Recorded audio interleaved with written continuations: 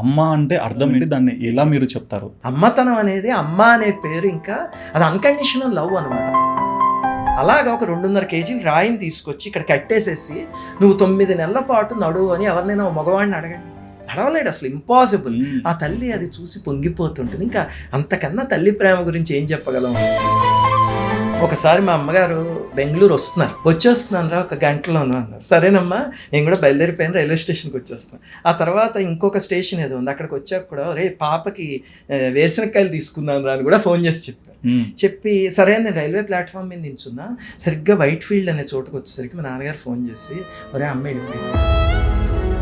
అదేమిటండి వస్తుంది కదా మీతో ఇందాక లేదురా ప్రాణం పోయింది అని.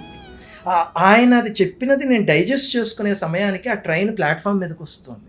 ఆ తర్వాత వెళ్ళి చూస్తే లోపల ఇంకా దేహం అంతే. అది ఇంకా ఎంత